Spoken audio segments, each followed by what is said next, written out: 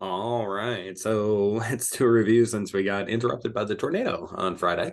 So we have 3 chapters to go over for the exam. So the first one is chapter 9. So this is one where we started looking at work. So remember, work is then defined as the force dotted by our displacement. So in this case, we're assuming that our force is equal to a constant. If it's not equal to a constant, then this is no longer true. But anyways, this is equal then to the magnitude of the force times the magnitude of the displacement times cosine of the angle between the two. So in this case, if this was my force pointing off in this direction, this then was my displacement this way. Then in this case, this is the angle theta. So again, angle theta is specifically the angle between these two guys. Now, if the force is not equal to a constant, in this case, then this will become then equal to the integral from the initial position to the final position of the force dotted by the differential displacement. Of course, in this case, I'm assuming that the differential displacement is only in the x direction, which it doesn't necessarily have to be. But for this one, my force is not equal to a constant. And then in general, this would be a path integral for 3 dimensions, but we're not going to worry too much about that. So great. Other than that, we have our kinetic energy. Kinetic energy then is defined as 1/2 mv squared. So that brings us then to the work net, or the work kinetic energy, which theorem, which says that the net work then is equal to the change in kinetic energy. So this is true for if I have constant acceleration or not, i.e. if my force is constant or not. This thing is absolutely true in both cases. Great. From there, we also had then the work done by the spring. So the work done by the spring then is equal to 1/2 k, which is the spring constant, times the initial position squared minus then my final position squared. Great. Other than that, the only other thing I believe we saw was power then. So power, we said then was equal to the force dotted by the velocity. So technically, this is true for both average power and for instantaneous power. The only thing that's different is the velocity here is either going to be the average velocity or the instantaneous velocity. And then the force then would just be equal to the constant force or then the instantaneous force at that position. So that's basically it. That's all we kind of did in then chapter 9 there. So it was all about then just work. Great. So let's then look at chapter 10.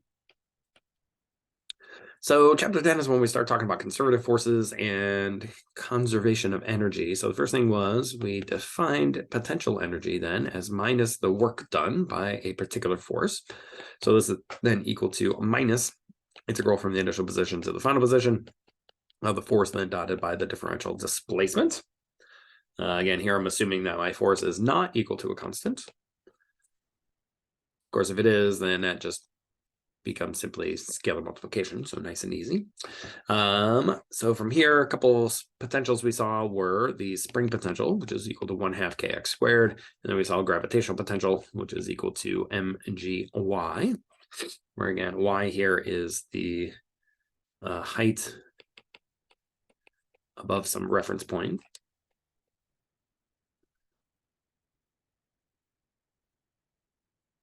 Great, and then x here then is the distance away from equilibrium.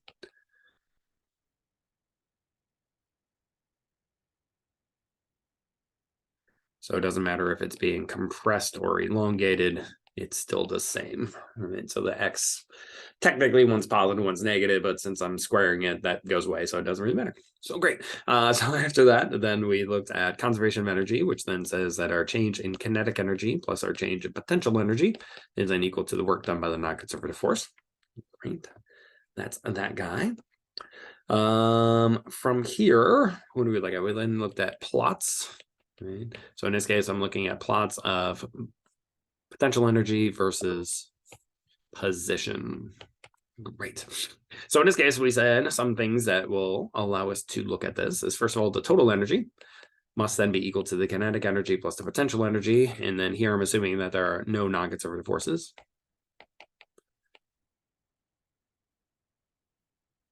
That room there, but that's fine. Forces. So in this case, this allows us then to find a kinetic energy at any point. As long as we know the total energy, then that'll be then the total energy minus the potential energy then is equal to the kinetic energy. We can also then find the force. So the force then is equal to minus the derivative of the potential with respect to position. Other things we can find then are all our equilibrium positions. So remember this guy, we have two. We have the stable. We're stable.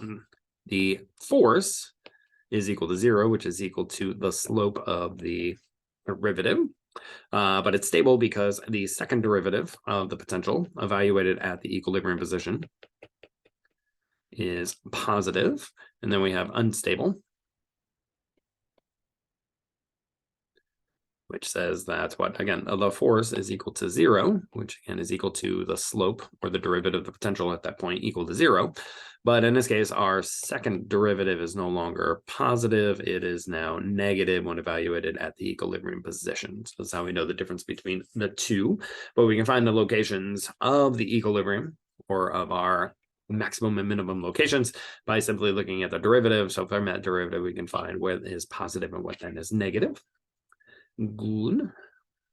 Other than that, we went back to power. So we said power then is actually equal to the time rate of change of the energy instead of the time rate of change of the work, which is still simply equal to the force dotted by the velocity. So mathematically, it doesn't actually change, but again, conceptually, it is slightly different in the fact that it's actually the time rate of change of the energy, not the time rate of change of the work.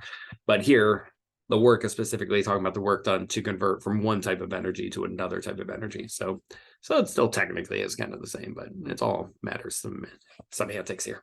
So that's pretty much it for chapter 10. So there's a lot of conservation of energy and plots. Good. And then finally, chapter 11. So this is when we start looking at momentum and impulse and all that good stuff. So let's start off with impulse.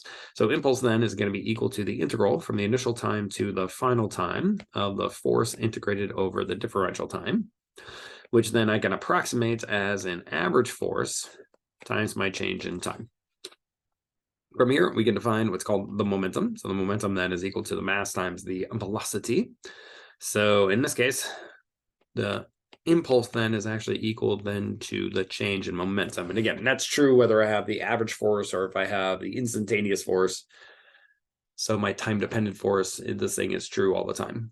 So this is what we call the impulse momentum theorem. And again, as I talked about, basically this is the same thing as the work kinetic energy theorem, except this is the vector version of that. Right. So that's that guy. Other than that, we then looked at the net momentum. So my net momentum then is equal to simply the sum over all the individual momenta. And then from here, we looked at the time rate of change of the net momentum and found that that guy was then equal to simply the net external forces acting on our system. Now, what's most interesting about this is what if our net external force is equal to 0, then what that tells us then is the time rate of change of the net momentum must then be equal to 0, which means our change in momentum must be equal to 0, which then implies to us then that our initial momentum must be equal to our final momentum. Hence, momentum is equal to a constant, and this is what we call conservation of momentum, right? So this was our next big conservation law. And again, just write this down back here. So this is what we call conservation of energy. I'll specify that here. Good. So from here, we then looked at collisions. Right? So these particular type of collisions, again, we have 3 of them. We have elastic collision. So in elastic collisions, energy is conserved. My change kinetic energy is equal to 0. Then we have inelastic collisions. In this case, my change in kinetic energy is not conserved, so it's not equal to 0 anymore. It's actually going to be less than 0, which means my final momentum will be, or my final kinetic energy will be less than my initial kinetic energy. And then finally, the third one is what we call perfectly or completely inelastic collision. So in this case, again, my kinetic energy is not conserved. Again, it is going to be negative and it'll actually be more negative. But the difference between these two is that these two here, this one comes apart for elastic collisions. And then for completely inelastic collisions, these guys stick together. Great. But what's true for all 3 of these different collisions is that momentum must be conserved.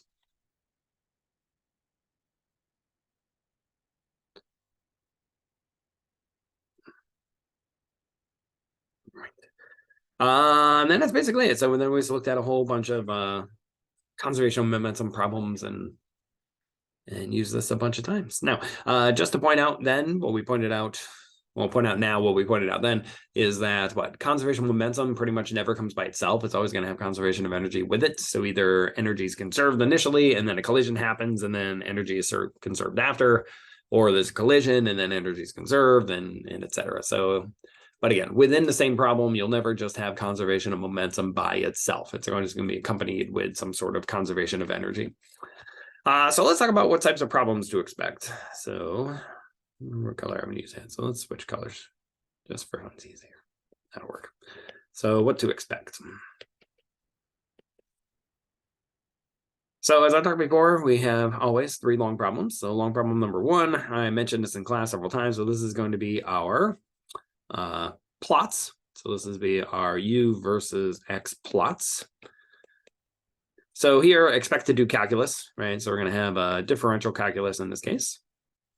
Now, for those in Calc 1, I know you have done differential calculus at this point, so you have not done integral yet. So that's why there's not going to be any integrals, but there will be derivatives on this test here. Long problem number 2. So for long problem number 2, this will be a conservation momentum problem. But again, with conservation of energy. Great. Long problem number 3, this is where it gets a little bit more vague. So just depends. So this is either going to be a work kinetic energy theorem question, or it's going to be a straight up just conservation of energy. Should we write those with this type of key? There we go. So it's going to be one or the other one. So this one is plus both of those two, but this one is this one or that one. So it'll be either this or that, right? So it's not going to be both of them.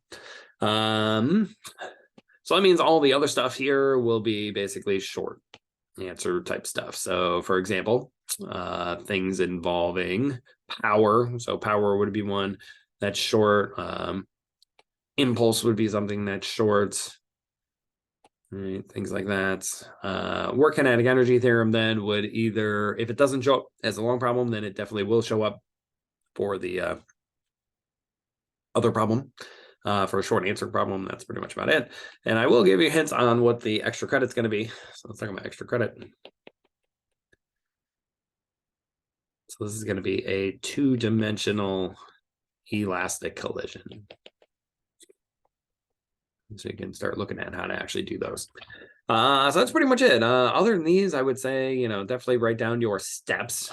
So all the steps are pretty much the same. So always first draw a picture and label everything. So in the picture, you got to put in your initial and your final. So whether it's conservation of energy or conservation of momentum, we need to know what is it doing initially, what is it doing finally. We need to label everything and then, break everything down from there. So I'll let you review that from your notes. Other than that, let's end this.